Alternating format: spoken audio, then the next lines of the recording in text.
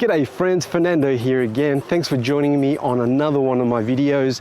Today we'll be talking about 360-degree cameras, specifically the Ricoh Theta V. It's a brand new 4K camera on the market, and we'll be doing an honest review and talking about its pros and cons and why I think if you are on the market for a new 360-degree camera, why this could be the right one for you. So stick around.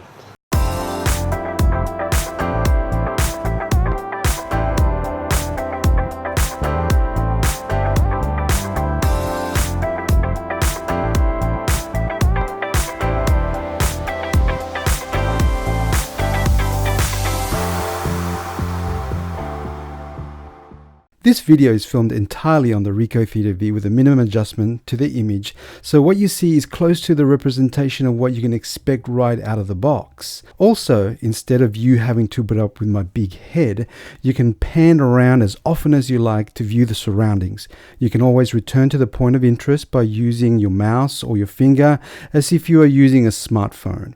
The truth about 360-degree cameras is that the technology is still evolving. Companies like Ricoh, Kodak, Nikon, Samsung, Garmin, GoPro and other newer companies are flooding the market with their devices, and they all have different specifications and features.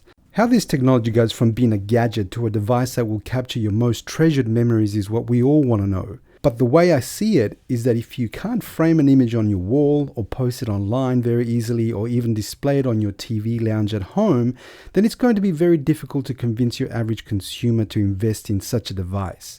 Developers like Oculus and Samsung are trying to bridge that gap by producing VR goggles in order for consumers to enjoy their 360-degree photos and videos. But in my opinion, there are far too few methods of viewing the 360 degrees in 4K quality online. What is the point of shooting in 360 if you can't share it? Have you noticed how reviewers talking about 360-degree videos rarely share their content in full 4K spherical on YouTube? Well, after putting together this video, I understand what kind of time investment is required to post in spherical 4K, and it's a lot. The reason I chose this particular camera rather than the newer one, such as a GoPro Fusion, for example, is that it gives a novice user a chance to easily capture and share content reasonably easily. This review on the Ricoh Theta V is based on these observations: ease of use, image and sound quality, post-production, and shareability. Ease of use.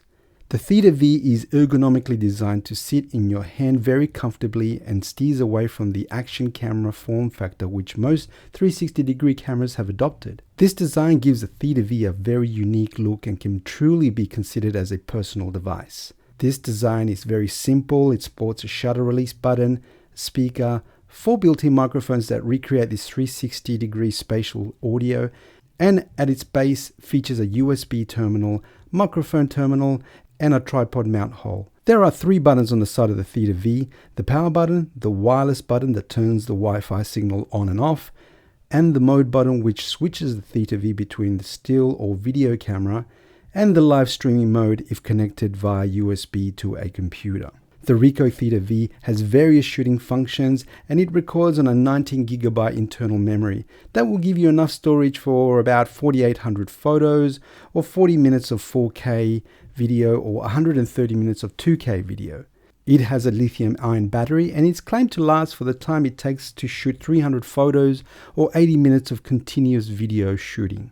Connecting the Theta V to your smartphone is very easy using the Wi-Fi transmitter built into the device. Once connected to the Wi-Fi signal, you can also pair your smartphone using Bluetooth. The image transfer is extremely fast for photos and videos, specifically considering that the video quality is 4K. The Theta smartphone app acts as a remote control for your Theta V and allows you to modify basic shooting settings for images and videos. Images and sound quality. The images captured on the Theta V are very satisfying and comparable, if not better, to most other 360-degree cameras on the market. It is definitely a big improvement from the images captured by its predecessor, the TRRS, which did not shoot in 4K, and its images were mostly suitable for social media posts. The 4K video quality is also quite good, as you can see from this video. The Theta V does have some shortcomings when it comes to low-light video shooting, but I don't believe that any 360-degree camera on the market today wins any awards for that. Another thing to watch out for is shooting photos or video in bright light, like when the sun is very high up in the sky. You'll get a random red dot that sometimes looks like someone's pointing a laser at you, or a considerable tone shift between either hemisphere of the camera, and or some chromatic aberration in some scenes. I've noticed that this can be overcome by shooting images or videos in more favorable lighting conditions, like at either side of midday, when the sun is not so high. And the audio quality is very good, and the spatial sound does work while listened with headphones. The sound recording meters never exceed the acceptable decibel threshold. You will also be able to purchase an additional Audio-Technica 3D microphone in the near future for the Theta V that will capture even more realistic 360-degree spatial sound. The most contentious topic I find when talking about or comparing 360-degree cameras is the amount of post-production involved in order to be satisfied with the quality of the image or video. Like I said earlier, I try to use minimal correction while touching up this video for YouTube, but while working on this video using Adobe Premiere, I did realize that you will need a powerful graphics card on your PC to edit 360-degree content in 4K. Post-production. The greatest thing about the Ricoh Theta V is that it has a very good companion app called the TRRS. It was developed for the previous version of the camera, but it's been updated very often. Giving the camera a good app is a great option for people capturing images on the fly and viewing them on a simple VR headset like a Google Cardboard. Ricoh have also provided 2 more apps for the Theta range of cameras. The Theta Plus app will allow you edit and animate pictures and export them to different formats like Little Planets or Mirrorball. The Theta Plus app will also let you render 360-degree time lapses.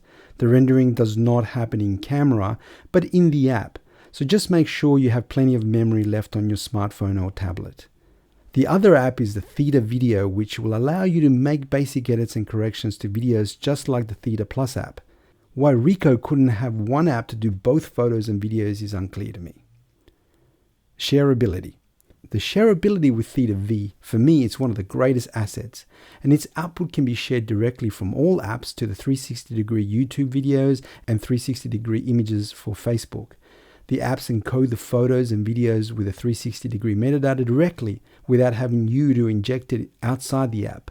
That is, they can be viewed in 360 degrees instantly. You can also download a PC or Mac application to stitch and view the images and videos on your computer, but this app does not let you edit natively.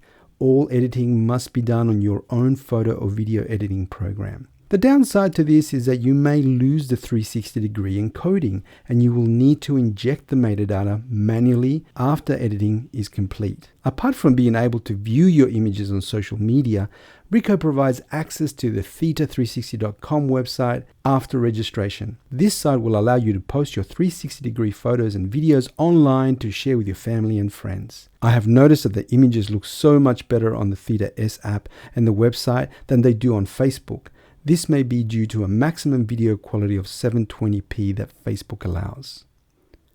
Why Theta V? Okay, so in summary, what are the pros and cons and why do I think that this particular 360-degree camera is the right one for you right now?